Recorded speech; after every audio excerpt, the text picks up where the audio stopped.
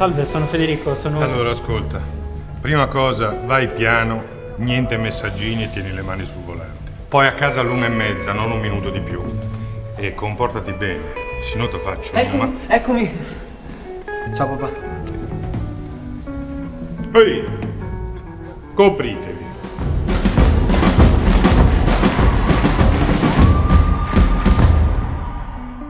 Contempt, violence, repression, intolerance, prejudice, discrimination, offenses, exclusion, torture and murders perpetrated against the LGBT community are widely addressed, but still, unfortunately, very topical issues, such as demonstrated by the countless episodes of homophobia that occur around the world.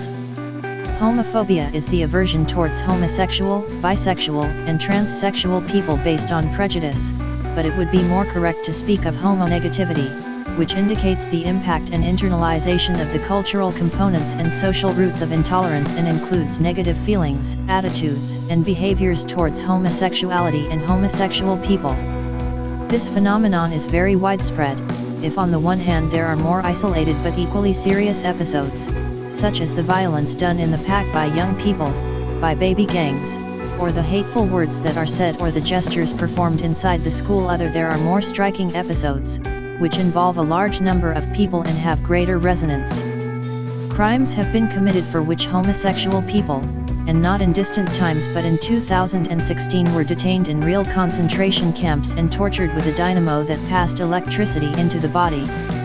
What the then Chechen head of state Ramzan Kadyrov denied, but now with the testimonies, and the disastrous situation, 16 member states of the OSCE, Organization for Security and Cooperation in Europe, set up an international investigation into violations of fundamental freedoms. Unfortunately, in many countries homosexuality is seen as a crime that must be punished, sometimes with life imprisonment and sometimes worse. But the persecution is not just political, without counting the extremists who persecute and beat LGBT people in packs. For this reason, everywhere it is necessary to work on the culture of the population to overcome prejudices and make government policies that protect the rights of all. In fact, events such as LGBT Pride are welcome. Most people see a circus parade as a show, but behind the sequins and the desire to provoke there is much more. Pride does not discriminate against anyone and is an event open to everyone regardless of sexual orientation, to celebrate the acceptance of people who declare themselves homosexual but also of civil and legal rights. But it also serves to become aware of the rights not yet acquired, such as civil unions.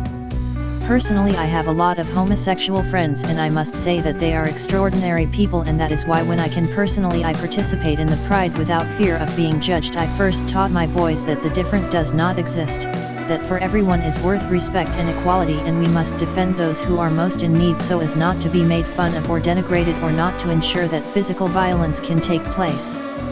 My name is Sonia and I proudly represent Italy, and although there is no real open-mindedness here yet, our government is taking steps to obtain the rights that many are denied for a society that is still old. Working to be a nation free from prejudice, denial, and making sure that no one feels discriminated against is primarily a duty that every citizen should pursue. I do it every day. I know what it means to be discriminated against, and I always fight for any form of acquisition of rights. Thank you all.